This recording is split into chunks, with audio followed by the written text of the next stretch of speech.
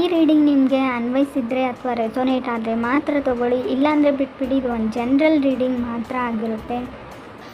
First card 7 of pentacles ಬಂದಿದೆ. 7 of pentacles ನಾನು ತಾಳ್ಮೆ ಇರಲಿ ಅಂತ ಹೇಳೋ ತಿಂಗಳಲ್ಲಿ. ಸೊ ಪೇಷನ್ಸ್ ತುಂಬ ಇಂಪಾರ್ಟೆಂಟ್, ಹಾರ್ಡ್ ವರ್ಕ್ ಕೂಡ ಅಷ್ಟೇ ಇಂಪಾರ್ಟೆಂಟ್ ಅಂತ ಕಾರ್ಡ್ ಹೇಳುತ್ತೆ. ಲಾಟ್ ಆಫ್ ಸ್ಪೆಂಡಿಂಗ್ ಅಂತ ಹೇಳ್ತೀವಿ. ನೀವು ತುಂಬ ಖರ್ಚು ಮಾಡ್ತೀರಾ ಈ ಮಂತಲ್ಲಿ ಅಂತ ಹೇಳ್ಬೋದು. ಆನ್ಲೈನ್ ಶಾಪಿಂಗ್ ಆಗಿರ್ಬೋದು, ಸುಮ್ಮನೆ ಬ್ರೌಸ್ ಮಾಡ್ತಾ ಹೋಗ್ತೀರಾ, ಸುಮ್ಮನೆ ಬೈ ಮಾಡ್ತಾ ಹೋಗ್ತೀರಾ ಅಂತ ಹೇಳ್ಬೋದು. ನಿಮ್ಮ ಹತ್ರ ದುಡ್ಡಿಲ್ಲ ಅಂದರೆ ನಿಮ್ಮ ಎಲ್ಡರ್ ಸಿಸ್ಟರ್ಸ್, ಬ್ರದರ್, ಸಿಬ್ಲಿಂಗ್ಸ್ ನಿಮಗೆ ಸಪೋರ್ಟ್ ಮಾಡ್ಬೋದು ಹಣಕಾಸಿನ ವಿಚಾರದಲ್ಲಿ ಅಂತ ಕೂಡ ಚಾರ್ಟ್ ಹೇಳ್ತಾ ಇದೆ. But card second card page of cups ಬಂದಿದೆ. ಯಾರು ನಿಮ್ಮನ್ನು ಇಷ್ಟಪಡ್ತಾರೆ ಅಂತ ಹೇಳ್ಬೋದು. ನೀವು ಇತ್ತೀಚೆಗೆ ನೋಟಿಸ್ ಮಾಡ್ತಾ ಇದ್ದೀರಾ ಅಂತ ಹೇಳ್ಬೋದು. ಯಾರೋ ನನ್ನನ್ನು ಗಮನಿಸ್ತಾ ಇದ್ದಾರೆ, ನನ್ನ ಕಡೆ ನೋಡ್ತಾ ಇರ್ತಾರೆ, ಸ್ಮೈಲ್ ಮಾಡ್ತಾ ಇರ್ತಾರೆ ಅಂತ ನಿಮಗೂ ಅನ್ನಿಸ್ಬೋದು ಅಂತ ಹೇಳುತ್ತೆ. ಈ ತಿಂಗಳು ಇದು ನನ್ನ ಟೈಮ್ ಅಂತ ತಿಂಗಳು ಮೈ ಟೈಮ್ ಅಂತ ಅನ್ನಿಸ್ಬೋದು ನಿಮಗೆ.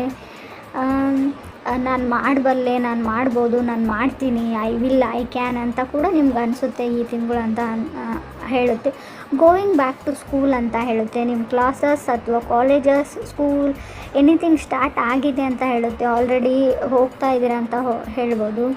ಕೆಲವ್ರಿಗೆ ನಾನು ಎಸ್ಟೇಟ್ ಬಿಸ್ನೆಸ್ ಮಾಡೋರಿಗೆ ಹೈ ಟೈಮ್ ಅಂತ ಹೇಳ್ತೀವಿ ನಾವು. ಸೈಟ್ನ ಸೇಲ್ ಮಾಡೋದು, ಬೈ ಮಾಡೋದು, ಆ ಥರ ಕೆಲಸಗಳಿಗೆ ತುಂಬ ಚೆನ್ನಾಗಿದೆ ಅಂತ ಹೇಳ್ಬೋದು. ಬ್ಯುಸಿ ಇರ್ತೀರಾ,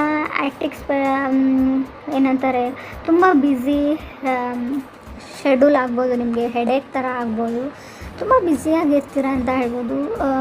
ಆರೋಗ್ಯ ಕೂಡ ಚೆನ್ನಾಗಿರುತ್ತೆ.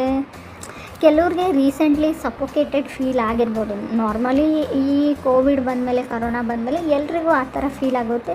ನಿಮ್ಗೊಂಥರ ಏನೋ ನಾನು ಎಂಜಾಯ್ ಮಾಡ್ತಾ ಇಲ್ಲ ಲೈಫ್ನ, ಏನೋ ಸಫೋಕೇಟೆಡ್ ಫೀಲ್ ಆ ಥರ ನಿಮಗೆ ಮನೆಯಲ್ಲಿದ್ದರೂ ಕೂಡ, ಸೊ ನಿಮ್ಮ ವೈಫ್ ಅಥವಾ ನಿಮ್ಮ ಪಾರ್ಟ್ನರ್ ಜೊತೆ ಇದ್ದರೂ ಕೂಡ ಏನೋ ಒಂದು ಫ್ರೀಡಮ್ ಇಲ್ಲ ಅಂತ ಕೂಡ ಅನಿಸಿರೋ ಅಂಥ ಚಾನ್ಸಸ್ ಇದೆ. ಥರ್ಡ್ ಕಾರ್ಡ್ ನನಗೆ ಕಿಂಗ್ ಆಫ್ ಸಾರ್ಡ್ಸ್ ಬಂದಿದೆ.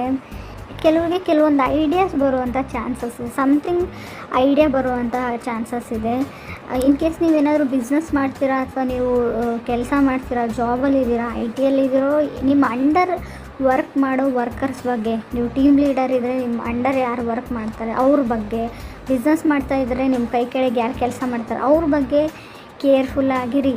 ಸೊ ಯಾಕಂದರೆ ಅವರು ನಿಮ್ಮ ಹೆಸರನ್ನ ಹಾಳು ಮಾಡುವಂಥ ಚಾನ್ಸಸ್ ಇದೆ. ನಿಮ್ಮ ಬಗ್ಗೆ ಗಾಸಿಪ್ ಮಾಡ್ಬೋದು, ನಿಮ್ಮ ಬಗ್ಗೆ ಕೆಟ್ಟದಾಗಿ ಹೇಳ್ಬೋದು, ಅಥವಾ ನಿಮ್ಮ ಹತ್ರ ದುಡ್ಡು ತೊಗೊಂಡ್ಬಿಟ್ಟು ಅವ್ರು ಕೆಲಸ ಮಾಡದೇ ಇರ್ಬೋದು ಅಂತಲೂ ಕಾರ್ಡ್ ಹೇಳ್ತಾ ಇದೆ. ಎಲ್ರಿಗೂ ಅಲ್ಲ, ಬಟ್ ಪದೇ ಪದೇ ನಿಮ್ಮ ಮೈಂಡನ್ನ ಚೇಂಜ್ ಮಾಡೋದನ್ನು ಸ್ಟಾಪ್ ಮಾಡಿ ಅಂತ ಹೇಳ್ತಾ ಇದೆ. ಗೊತ್ತಿಲ್ಲ, ಕಾರ್ಡ್ಸ್ ಮಾತ್ರ ಕ್ಲಿಯರಾಗಿ ಹೇಳ್ತಾ ಇದೆ. ಇವಾಗೊಂದು ಡಿಸೈಡ್ ಮಾಡಿ ನೆಕ್ಸ್ಟ್ 2 ನಿಮಿಷ ಆದಮೇಲೆ ಮತ್ತೆ ನಿಮ್ಮ ಮೈಂಡನ್ನ ಚೇಂಜ್ ಮಾಡ್ಕೊಳ್ತೀರಾ ಅಂತ ಕೂಡ ಕಾರ್ಡ್ನೇ ಹೇಳ್ತಾ ಇದೆ. ರಾಶಿಯವರಿಗೆ ಏನೇ ಮಾಡಿ ಕಾನ್ಸ್ಟೆಂಟಾಗಿ ಡಿಸೈಡ್ ಮಾಡಿ, ಮುಂಚೆನೇ ಎಲ್ಲ ಆಗು ಹೋಗುಗಳ ಬಗ್ಗೆ ತಿಳ್ಕೊಂಡ್ಬಿಟ್ಟು ಡಿಸೈಡ್ ಮಾಡಿ ಅಂತ ಕೂಡ ಕಾರ್ಡೇ ಹೇಳ್ತಾ ಇದೆ. ಕೆಲವ್ರಿಗೆ ನಾನು ಬೇರೆಯವ್ರಿಗೆ ವ್ಯಾಲ್ಯೂ ಮಾಡೋದನ್ನು ಕಲೀರಿ ಅಂತ ಕೂಡ ಕಾರ್ಡ್ ಹೇಳ್ತಾ ಇದೆ. ನಿಮ್ಮ ಪೇರೆಂಟ್ಸ್ ಆಗಿರ್ಬೋದು, ನಿಮ್ಮ ಫ್ರೆಂಡ್ಸ್ ಆಗಿರ್ಬೋದು, ಸೊ ನೀವು ಅಷ್ಟೊಂದು ವ್ಯಾಲ್ಯೂ ಮಾಡ್ತಾಯಿಲ್ಲ ಅಂತ ಕೂಡ ಕಾರ್ಡ್ ಹೇಳ್ತಾ ಇದೆ. ಅಥವಾ ನಿಮಗೆ ಯಾರೂ ವ್ಯಾಲ್ಯೂ ಕೊಡ್ತಾಯಿಲ್ಲ, ಗೌರವ ಕೊಡ್ತಾಯಿಲ್ಲ ಅಂತ ನಿಮಗೆ ಅನಿಸೋಂಥ ಚಾನ್ಸಸ್ ಕೂಡ ಇದೆ. ಲಾಸ್ಟ್ ಕಾರ್ಡ್ ನನಗೆ 7 ಆಫ್ ಕಪ್ಸ್ ಬಂದಿದೆ. ನಾನು ಮುಂಚೆನೇ ಹೇಳಿದ್ದೀನಿ, ತುಂಬ ದುಡ್ಡನ್ನ ಖರ್ಚು ಮಾಡ್ತೀರಲ್ಲಿ ನೀವು, ತುಂಬ ಸ್ಪೆಂಡಿಂಗ್ ಮಾಡ್ತೀರಾ, ಶಾಪಿಂಗ್ ಅಂತೀರಾ ಅಂತ. ಇಲ್ಲೂ ಕೂಡ 7 ಆಫ್ ಕಪ್ಸ್ ಶಾಪಿಂಗ್ ತೋರಿಸ್ತಾ ಇದೆ, ಚಾಯ್ಸಸ್ ಅಂತ ಹೇಳ್ತಾ ಇದೆ. ತುಂಬ ಇಲ್ಯೂಷನಲ್ಲಿ ಮತ್ತು ಕನ್ಫ್ಯೂಷನಲ್ಲಿ ನೀವು ಇರ್ತೀರಾ, ಬಟ್ ಎಲ್ಲನೂ ಎಂಜಾಯ್ ಮಾಡ್ತೀರಾ ಅಂತ ಹೇಳ್ತಾ ಇದೆ. ಈ ಮಂತ್ನ ನೀವು ತುಂಬ ಚೆನ್ನಾಗಿ ಎಂಜಾಯ್ ಮಾಡ್ತೀರಾ ಅಂತ ಕಾರ್ಡ್ಸೇ ಹೇಳ್ತಾ ಇದೆ.